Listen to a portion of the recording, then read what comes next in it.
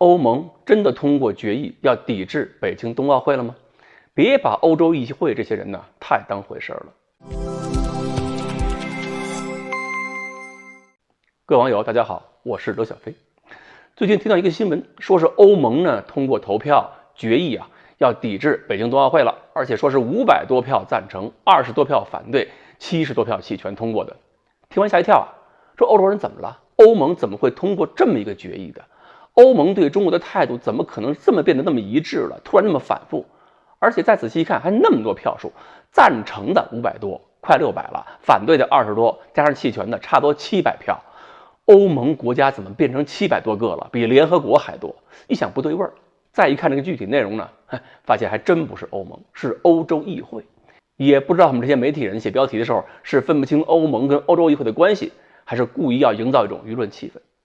欧洲议会呢，算是欧盟的3大机构之一，但是它说到底算是一个咨询机构和一个立法的一个监督机构，它只能是建议一下，或者是立法过程中它看着哪个不顺眼否决一下，它的话说出来不能算数，它不能说通过我一个决议出来之后就要求欧盟各国怎么办，它做不到的。这回他们通过决议，为什么呢？是为了这个香港的苹果日报不是被封了吗？他们要替苹果日报报仇，要求欧盟各国一起给中国施加压力，取消香港的国安法，制裁大陆跟香港的官员，还要求外交抵制北京冬奥会。注意是外交抵制，不是抵制。什么叫外交抵制呢？就是说运动员你该参赛还参赛，政府官员、外交人员不要去奥运会露面。这个外交抵制比彻底抵制档次低很多。其实呢，欧洲议会这个说法、这个做法，在很多欧洲国家来看没什么意义，甚至挺幼稚、挺愚蠢的。有的国家早就说了，你抵制什么呀？我们早就说过，政府要高调参加冬奥会的，你抵制不了。再说德国、法国这些国家刚刚跟中国进行了领导人的视频会议就是高层会议，是峰会水平的了。现在德国、法国还要积极推动中欧的这个投资协定，因为这个中欧投资协定审核不是停了吗？现在继续推进呢。这个协定对欧洲是非常有利的，欧洲很需要。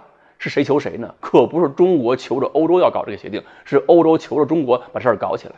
所以配合欧洲议会，为了香港这个毒苹果，欧洲主要国家就把中国给得罪了，可能吗？这样亏不亏？那么欧洲议会又是什么人？为什么要这么做，搞出这么一个动议来呢？有人说肯定是美国收买的，其实这事儿还真的不见得需要美国收买，因为欧洲国家里边这种白左病本来就特别严重，不用美国人花钱，他们自个儿就能发疯，根本不用美国人花钱买嘛。他们有各种什么人文的、环保主义的倾向的，有人文环保主义本身没什么问题，但是很多人是徒有情怀，空喊口号，而且他们喊这种空洞口号也不是一味的给中国捣乱，欧洲内部因为这些口号互相折腾没少见，就是欧洲议会开会的时候就能互相撕起来。像欧洲议会这些主要党团什么欧洲社会党、欧洲这个人民党之类的东西，其实呢都是欧洲各国一大堆党派的乱炖。这个议员名额呢是按照各国人口比例分配出来的，各国呢拿到人口比例之后呢，就开始内部普选，选出什么样的人都正常，所以会选出一群没有真正政治经验的白左，这很容易出的事儿。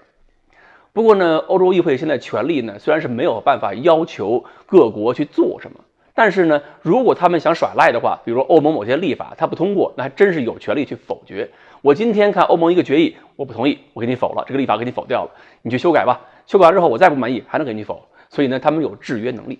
但是让这些国家真正用自己的言行去左右各国的命运，包括去抵制冬奥会，那还是做不到的。所以整个这个欧洲议会的很多表现来看，按咱们的话讲，叫成事不足，败事有余。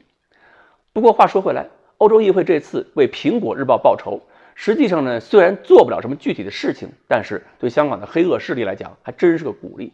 你看这几天，就是香港刺杀警察那个事儿出完之后，那恐怖分子不是也自杀死了吗？所以你看这2天，港大那些个学生会的学生呢，又在搞什么纪念活动、悼念活动，把这个恐怖分子说成是义士，说成是香港的希望这种事儿了。说明什么呀？说明疫情缓解了，这些黑恶势力又要出来折腾一把，活跃一把了。这个时候，欧洲议会死撑他们肯定会更嚣张一下。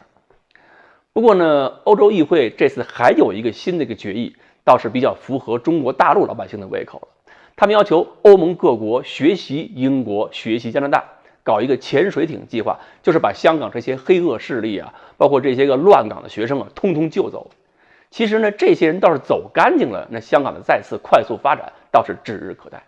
至于说欧洲议会把这些黑恶势力救走以后怎么对待，那就是欧洲人自己的事儿了。就好像是唯恐中国人把龙虾烫死，他们就要把龙虾救回去，放进冰箱里边冻死，是一个道理。至于说这龙虾怎么吃，他们自个儿喜欢就行。好，关于欧洲议会的折腾到底能起什么作用，我们今天就聊到这里。欢迎大家继续关注我们的栏目，我们下期再说。